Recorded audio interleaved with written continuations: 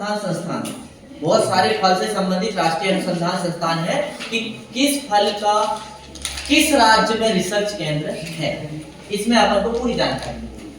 तो अपन सबसे पहले देखते हैं राष्ट्रीय नींबू।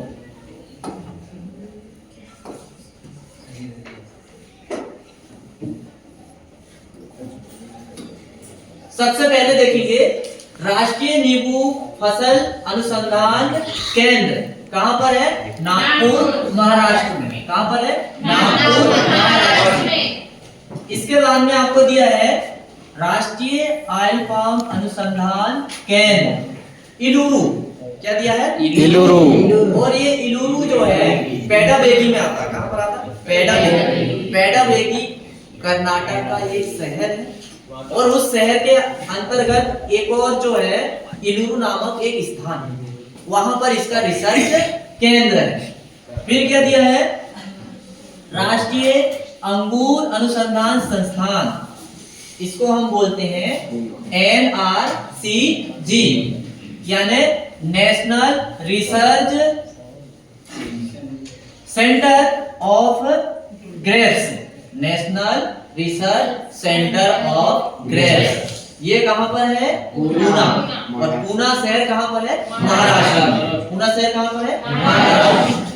फिर इसके बाद में है राष्ट्रीय केला अनुसंधान केंद्र स्थित है NRCB, यानी नेशनल रिसर्च सेंटर ऑफ बनाना। और ये बनाना जो रिसर्च सेंटर है वो कहां पर है? तिरुचिरापल्ली। कहां पर है? तिरुचिरापल्ली। और ये तिरुचिरापल्ली जो आता है ये तमिलनाडु में। कहां पर है? तमिलनाडु। लीची अनुसंधान केंद्र यानी नेशनल रिसर्च सेंटर ऑफ लीची मुजफ्फरपुर। मुजफ्फरपुर। और ये मुजफ्फरपुर कहां पर है? बिहार। कहां पर है? बिहार। फिर आते हैं राष्ट्रीय अनाज अनुसंधान केंद्र स्थित है तो सोलापुर महाराष्ट्र। कहां पर है? सोलापुर महाराष्ट्र। राष्ट्रीय प्याज एवं लहसुन अनुसंधान केंद्र यानी national research centre of oil onion and garlic. Onion and garlic ये कहां पर है? पूना महाराष्ट्र। कहां पर है? पूना महाराष्ट्र।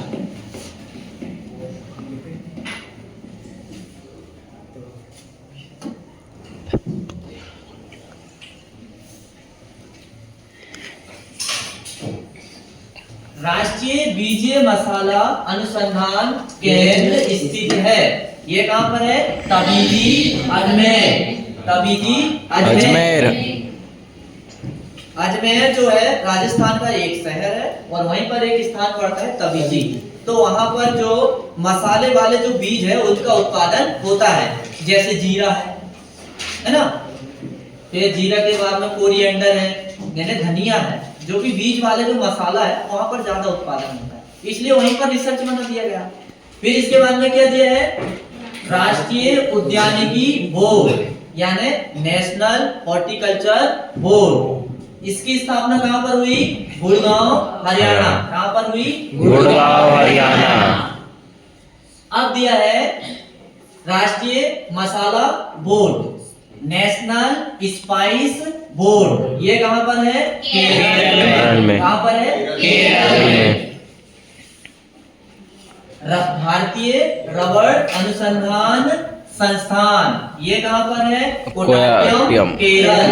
यानी रबड़ पर जो है, रबड़ वाली जो फसलों में है जिनसे रबड़ बनती है उनका रिसर्च केंद्र कहां पर है? कोट्टायम केरल। चाइनीज गुजबेरी, खजूर, अंगूर एवं पपीता किस प्रकार के फल हैं? डायोसियस। किस प्रकार के फल हैं? डायोसियस यानी एक लिंगी। डायोसियस यानी एक लिंगी। अधिक सूखा सहन करने वाला फल है।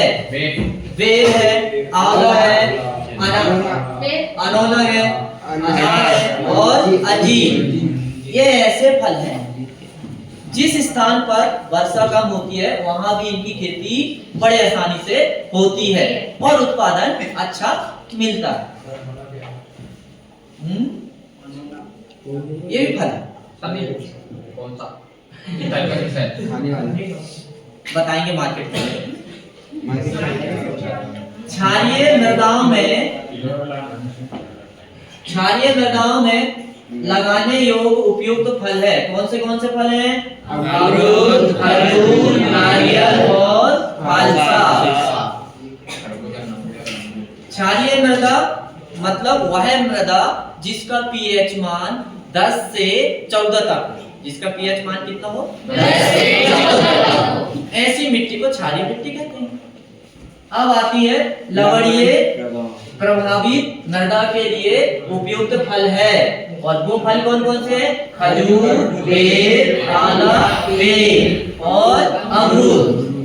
अब लवणीय मिट्टी वह मिट्टी को कहते हैं जिसका पीएच मान 7.5 से 10 तक होता है। जिसका पीएच मान कितना होता है? 7.5 से 10 तक होता है।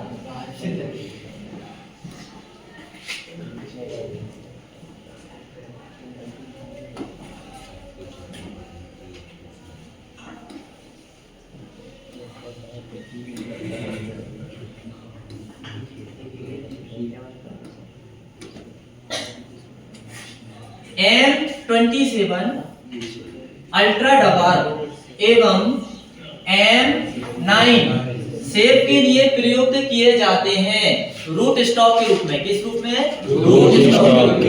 रूट स्टॉक का मतलब ये होता है जब पेड़ पौधों में ग्राफ्टिंग की क्रिया होती है तो जो दो पेड़ों को जोड़ा जाता है ना, ऊपर का भाग अलग नीचे का भाग अलग, तो नीचे वाला भाग रूट स्टॉक कहलाता है। क्या कहलाता है? रूट स्टॉक कहलाता है। तो सेब में ये दो रूट स्टॉक बहुत ज्यादा फेमस है और उनका नाम है M27 और M9। और सबसे ज्यादा ये वाला उपयोग होता है ग्राफ्टिंग। जब सेब के फलों को तैयार किया जाता है, जैसे संतरा के फलों को तैयार किया जाता है ना, संतरे के फलों को, संतरा का जो फल देखे होंगे आपने, वो कैसे तैयार किया जाता है? यदि आप देखते तो आपको समझ में आता कि दो अलग अलग वैरायटी को जोड़ा जाता है ग्राफ्टिंग की विधि के द्वारा। उसी प्रकार सेब में सबसे ज्यादा ये उपयोग होता है रूट स्टॉक के रूप में। चीकू के लिए कौन सा रूट स्टॉक प्रसिद्ध है? कौन सा? मैनिलकारा हेक्सेंडा। कौन सा है? मैनिलकारा हेक्सेंडा। क्विंसी किसके लिए उपयुक्त रूट स्टॉक है? किसके लिए उपयुक्त रूट स्टॉक है? नाशपाती का फल तो ऑलरेडी आपने देखे होंगे, है ना? सेब के जैसा रहता है, बिल्कुल सेब के जैसा रहता है नाशपाती। ठीक है। आम की जेनेटिकल डवार वैरायटी है। जेनेटिकल मतलब आनुवांशिक रूप से जिसकी हाइट बहुत छोटी रहती है, वो है आम्रपाली। कौन सी है? आम्रपाली। मतलब आम की आम्रपाली एक ऐसी किस्म है जिसकी हाइट छोटी होती है। वो उसका आनुवांशिक गुण है छोटा होना। उसका क्या है? आनुवांशिक गुण है छोटा होना। केले की जेनेटिकल डवार्फ किस्म है, उसका नाम क्या है? Dwarf Cavendish. क्या नाम है? Dwarf Cavendish. केले का बंची टॉप एक बीमारी है, केले का बंची टॉप जो फफूंद के कारण होती है। फ्यूजेरियम ऑक्सीस्पोरम एक फफूंद का नाम है, उसके कारण ये बीमारी होती है। और यह बीमारी को सबसे पहले 1891 में फिजी देश में देखा गया था। कहां पर देखा है? फिजी में। फिजी एक देश का नाम है, वहां पर ये बीमारी को सबसे पहले देखा गया था।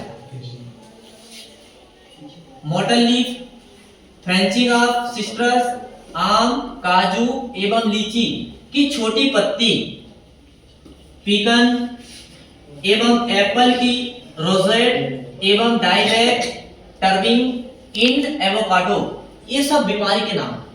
ये सब किसके नाम है? बीमारी के नाम है। और ये बीमारी जो है जिंक की कमी से होती है। किसकी कमी से होती है? जिंक की कमी से होती है। सेब का बिटर पीट,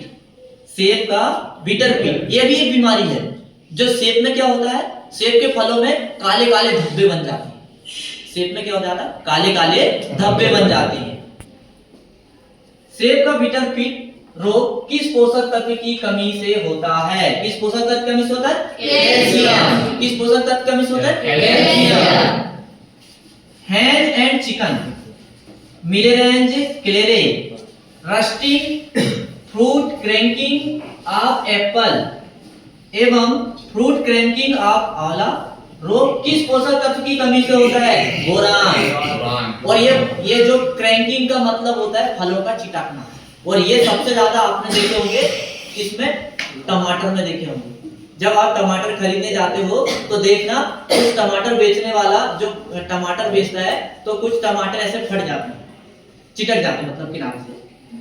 वो चिटकते इसलिए है क्योंकि उस टमाटर के फल में जो है उसके पौधे में बोरान की कमी हो गई थी। तो वो बोरान की कमी के कारण वो टमाटर ऐसे चिटक जाते हैं, हल्के से ऐसे चिटक जाते हैं, काले काले।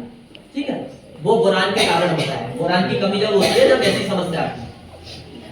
सिट्रस में एक्जेंथीमा रोग किस पोषक तत्व की कमी से होता है? कॉपर की कमी से होता है। किसकी कमी से होता है? कॉपर की कमी से होता है।